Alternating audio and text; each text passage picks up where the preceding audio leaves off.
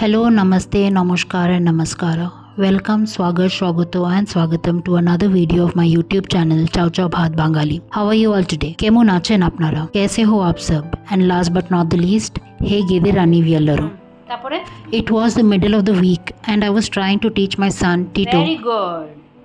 এখন নেক্সট লেখো হচ্ছে green, spellings of alphabets with the help of phonics. তারপরে Like this. হ্যাঁ Like this. গ্রি, হ্যাঁ তারপরে জি এর পরে গ্র গ্র র R. Hmm Children are like sponge. Hmm গ্রি গ্র ই They soak in information very fast ই গ্রি and they have the capability to store it in their memory for a long time. All they need is a little bit of encouragement from time to time green. and for the little things that they do. Very good. Next লেখো yellow. বাচ্চাদের মেমোরিটা অনেকটা photogenic মেমোরির Yellow. মতন, ওরা খুব তাড়াতাড়ি জিনিসটাকে White. Capture করতে পারে Yeah, আর অনেকদিন yeah. মনেও রাখতে পারে। ইয়ে আমি হলো, রান্নাঘরে হলো, এরকম yeah. একটা সেট আপ করেছি যেখানে একটা ফ্রিজে একটা ম্যাগনেটিক Yeah. বোর্ড লাগানো আছে। তো রান্না করতে করতে হ্যাঁ, আমি ওকে তারপরে? অ্যালফাবেট শিখিয়েছি, এভাবে Yeah. নাম্বার Yeah শিখিয়েছি, হলো, yeah. এখন ওকে আমি Yeah. স্পেলিং শেখাচ্ছি। তো আপাতত তো কালার্স চলছে, Hamni কিছুদিন and- আগে ওকে আমি various colours of the rainbow very good শিখিয়েছিলাম। তো Yes. এভাবেই রান্না করতে Next, করতে ওকে look. আমি ছোট মোটো জিনিস শেখাতে থাকি Look. আর ও এটাকে এনজয় করে, যে ওর একটা তারপরে? ফিলিং আসে যে আচ্ছা আমি মার Yeah, সাথে এটা look, খেলছি। look. ওর জন্য এটা হচ্ছে একটা Look. খেলা, মানে ও শিখছে না, ও মনে করে না যে এটা ওর পড়াশোনা বা Very কিছু, মনে হচ্ছে যে ও good. একটা খেলছে। তো এই Blue. লিখতে লিখতে হয়তো Blue. হঠাৎ করে বললো মামা আমি একটু Blue. আঁকবো। Ba- আমি বললাম, ঠিক আছে তুমি আঁকো। ব্লু তো এভাবেই আমাদের চলতে থাকে।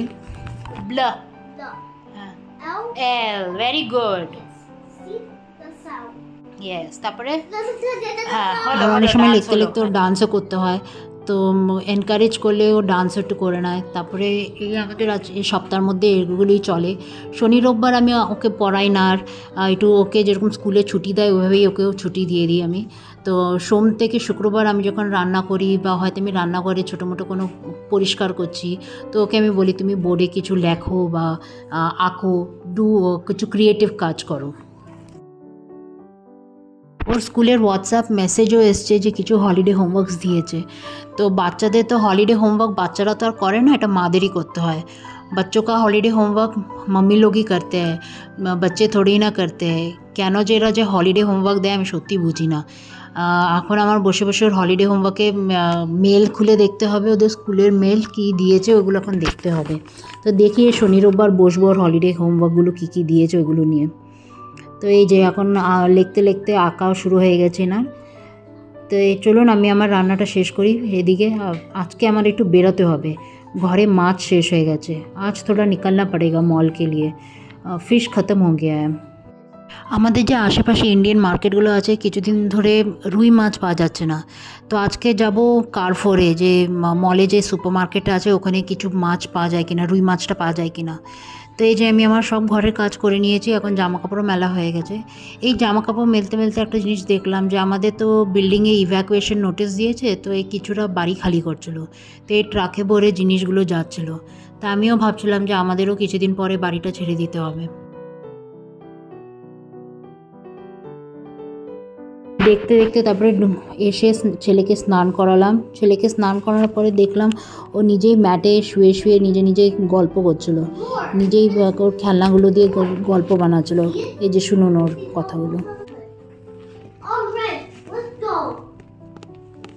All right, let's go, Parasaurolophus. বেশিরভাগই ও ডাইনোসরগুলো দিয়ে খেলতে থাকে, আর এক একটা যে নাম বলে বাবা, টাং টুইস্টিং নাম, একদম মানে মুখে ব্যথা হয়ে যায় এরকম নামগুলো উচ্চারণ করতে গিয়ে। চলুন এখন আমি পুজো দিয়ে এদেরকে খেতে দিব। এই যে শ্বশুরমশাইকে আর ছেলেকে খেতে দিয়ে দিয়েছি, এরপরে আমি বসবো। আর আমি খেতে বসে একটু সিরিজ দেখি, মানে একটু নিজের সাথে একটু টাইম স্পেন্ড করি, নিজেকে একটু টাইম দিই। তো এই বসে বসে হয়তো একটা সিরিজ দেখলাম। ছেলের ঘুমও পেয়ে গেছিলো, তো আমি ওকে বলেছি তুমি গিয়ে ঘুমাও, আমি আসছি। তারপরে বাসন সব ধুয়ে গিয়ে গেলাম ওর পাশে, এমনি শুয়েছিলাম, একটা সিরিজ দেখছিলাম। পুরো 1 ঘন্টার মতন ঘুমাতে দিই। তো এই ঘুম থেকে উঠে আমি ওকে রেডি করিয়ে এই আমরা এখন বেরিয়ে পড়েছি মা বেটা মাছের খোঁজে। তো এই আমরা এখন আমাদের বিল্ডিংয়ের থেকে বেরোচ্ছি, গেটের থেকে বেরোচ্ছি। আর আমার ছেলে আজকে বলছে মাম্মা টুডে আই এম পাইরেট। তো ও আজকে ওর টেলিস্কোপ নিয়ে বেরিয়েছে।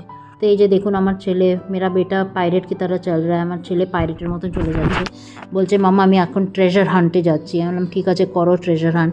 আর এই দুপুর 4টার সময় আমরা বেরিয়েছি, এখনও দেখুন বাইরে রোদ কত, বাইরে ভালোই রোদ আছে, গরমও লাগছিলো, কিন্তু আমি ওকে বলছিলাম তাড়াতাড়ি হাঁটো, गरम লাগছে, ताड़ाताड़ी मॉल ढुकते হবে। तो हम जल्दी, मैं बेटे को बोल रही थी जल्दी चलो, लेकिन वो बोल रहा था कि नहीं मम्मी मैं पायरेट बनाऊँ, तो मुझे ट्रेजर हंट करना है। तो मैं बोल रही थी बेटा बहुत गर्मी है, जल्दी चलो मॉल के अंदर चले जाते हैं। এই আমরা হেঁটে হেঁটে যাচ্ছি এখন মলের দিকে। পাই কিনা রুই মাছ, আর রুই মাছটাই আমরা বেশি প্রেফার করি কেন, আমার যে আমি আগে বলেছি যে আমার শ্বশুরমশাইয়ের কিছু হেলথ রেস্ট্রিকশনস আছে, আর ডাক্তারও ওনাকে বড় মাছই খেতে বলেছে, তো রুই মাছটাই বেশি আনা হয় ঘরে ওনার জন্য। তো এই যে আমরা এখন মলে ঢুকে গেছি আর ছেলেকেও কাটে বসিয়ে দিয়েছি। ওকে কাটে বসানোর একটাই কারণ হচ্ছে তাতে ও হারিয়ে না যায়, কেন এদিক ওদিক দৌড়াতে থাকবে, তারপরে কোথায় চলে যাবে।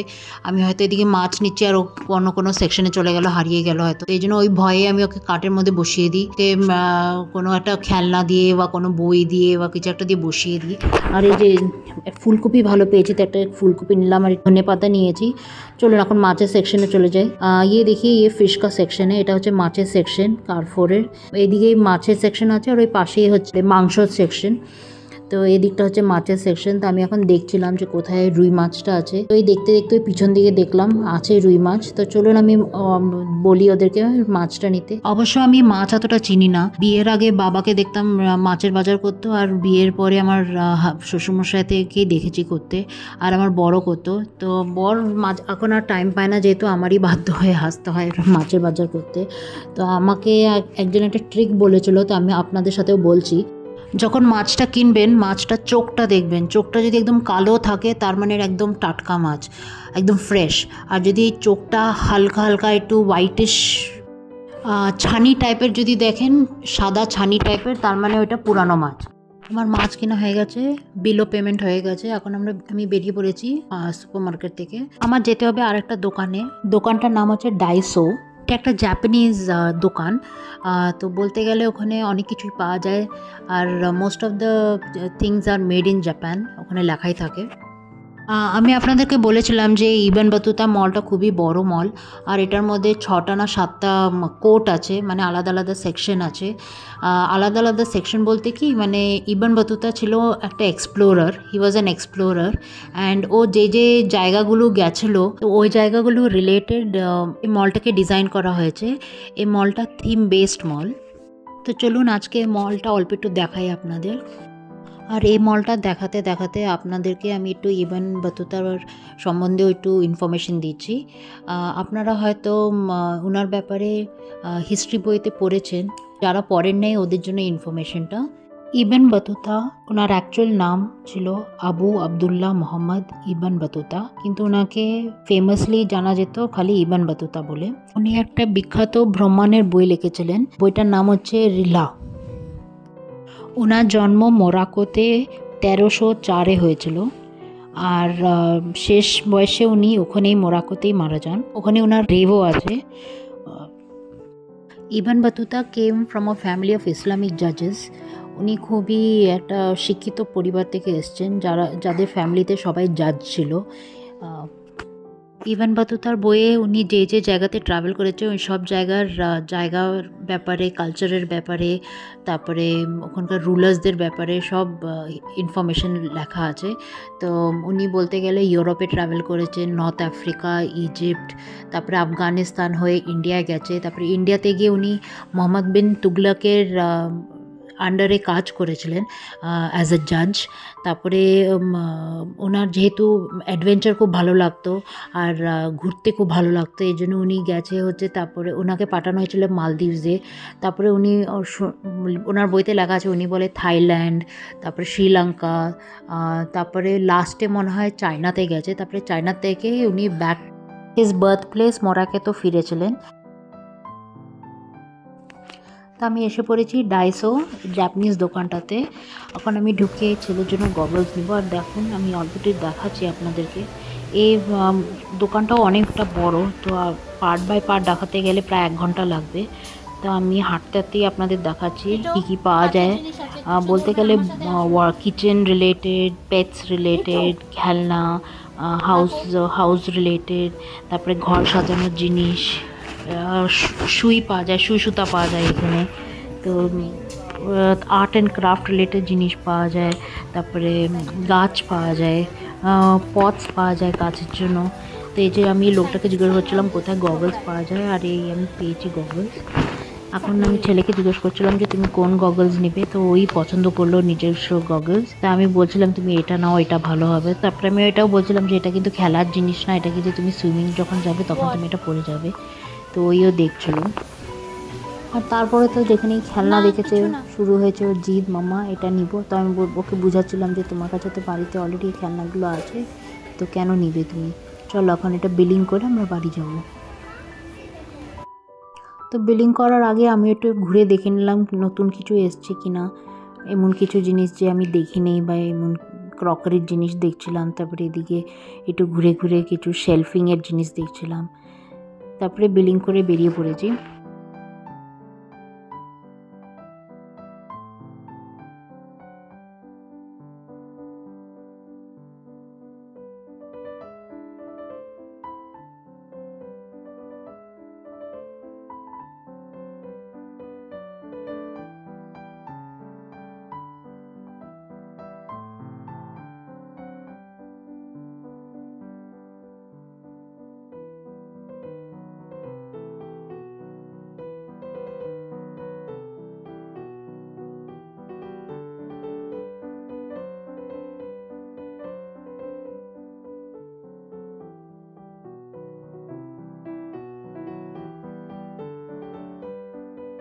এখানে মলে প্লে এরিয়াও আছে বাচ্চাদের জন্য। তো অনেক সময় প্যারেন্টসরা যারা শপিং করতে আসে মলে, তো বাচ্চাদেরকে এখানে ছেড়ে দিয়ে যায়।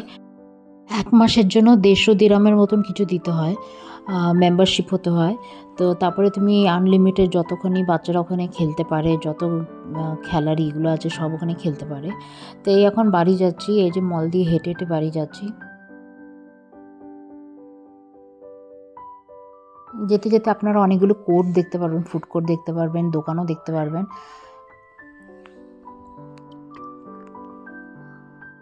দুবাইতে যদি ইন্টারনেট বা ফোন কানেকশন যদি নিতে হয়, এখানে 3টা কানেকশানই আছে। একটা হচ্ছে এটিসালাট, আরেকটা হচ্ছে ভার্জিন মোবাইলস, আরেকটা হচ্ছে ডু। তো এই 3টা কানেকশানের উপরেই লোকরা নির্ভর করে। সবচেয়ে বেশি চলে হচ্ছে এটিসালাট। আর এখানে সারা বছরই কোনো না কোনো আউটলেটে সেল চলতেই থাকে। এখানে হচ্ছে ইজিপ্ট কোর্ট, আর এদিকেই ডান দিকে ফুড কোর্ট আছে। আর ওই সামনে দেখবেন ডু আউটলেট। ডু আরেকটা মোবাইল কোম্পানির আউটলেট, যেখানে টেলিকমিউনিকেশন তুমি আপনারা সিম বা ল্যান্ডলাইন সার্ভিস নিতে পারেন। আর এই আমি হাঁটছি হচ্ছে ইজিপ্ট কোর্ট দিয়ে। ইজিপ্ট কোর্টটা একটু বড়ই।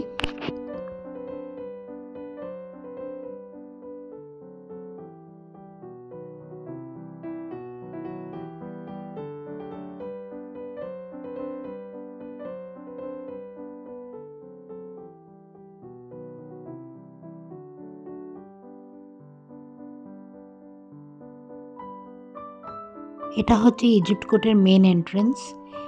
এখান থেকেই এন্ট্রেন্স আর এক্সিটটা করা যায়।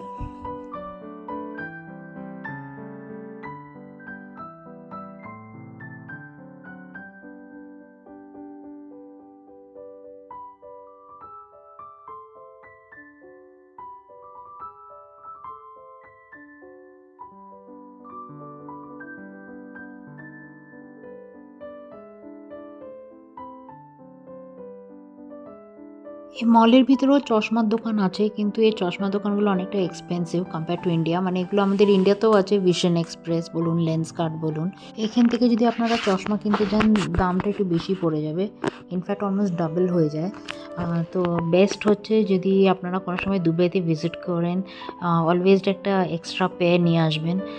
আর যদি এখান থেকে চশমা কিনতে হয় নাহলে একদম পকেট ফাঁকা হয়ে যাবে, তো বেস্ট হচ্ছে ইন্ডিয়া থেকেই নিয়ে আসার।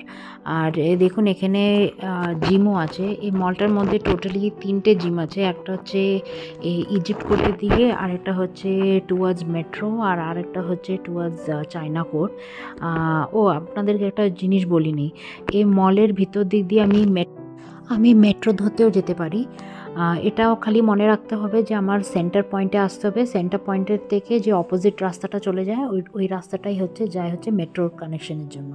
আর যেখান থেকে আমি মেট্রো ট্রেন ধরবো ওখান থেকেই আমি আবুধাবি যাওয়ার জন্য বাস স্টপ আছে।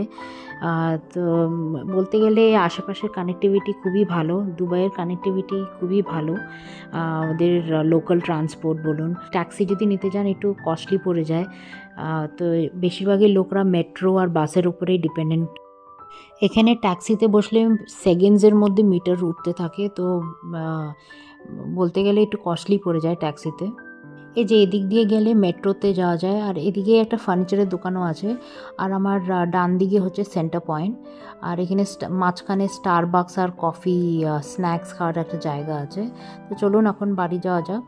আমি যে বাড়িতে যাচ্ছি হচ্ছে টুয়ার্ডস চায়না কোর্ট। আমার অ্যাকচুয়ালি পুরোটা চায়না কোর্টে যেতে হবে না, চায়না কোর্ট যাওয়ার আগেই আমার ডান দিকে টার্ন নিয়ে নিতে হবে।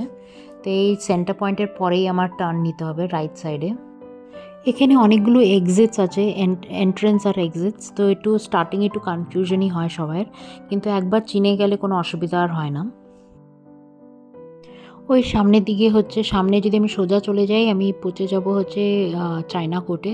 তা আমি আর ওইদিকে আজকে আর যাব না, ওই দিকটা আবার অনেকটা বিশাল বড় একটা জায়গা।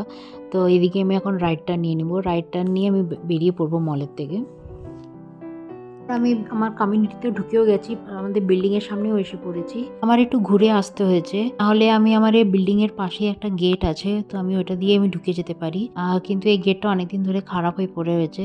আর ওই সামনে গ্রাউন্ড ফ্লোরে আমার বাড়ি, এই যে একদম পাশেই এই গ্রাউন্ড ফ্লোরে এটা হচ্ছে আমার বাড়ি। চলুন এখন যাওয়া যাক, এখন গিয়ে একটু এসির হাওয়া খাবো। বাইরে তো খুব গরম, আর ভিতরে ঢুকলে একদম ঠান্ডা হাওয়া। এই ভিতরে ঢুকতে হলে আমাদের এই অ্যাক্সেস কার্ড দেখিয়ে আমাদের ঢুকতে হয়। তো আমি অ্যাক্সেস কার্ডে দেখিয়ে এখন ঢুকছি। এই আমার বিল্ডিংয়ের ভিতরে ঢুকে পড়েছি আমি এখন। এই পাশেই আমার ফ্ল্যাট, তো বেশি হাঁটতেও হবে না, লিফটও নিতে হবে না। আপনাদের যদি এই ভিডিওটা ভালো লেগে থাকেন, ডোন্ট ফরগেট টু LSS মানে হচ্ছে লাইক, শেয়ার অ্যান্ড সাবস্ক্রাইব। আর ঘরে ঢুকে দেখাচ্ছি কি মলে থেকে কিনলাম। If you have like this video, don't forget to LSS, like, share and subscribe. And if you did like this video, please comment and let me know what all you would like to see about Dubai. যদি এই ভিডিওটা ভালো লেগে থাকেন জানাবেন যে আর কি দেখতে চান বা কি জানতে চান দুবাইয়ের ব্যাপারে। Bye bye.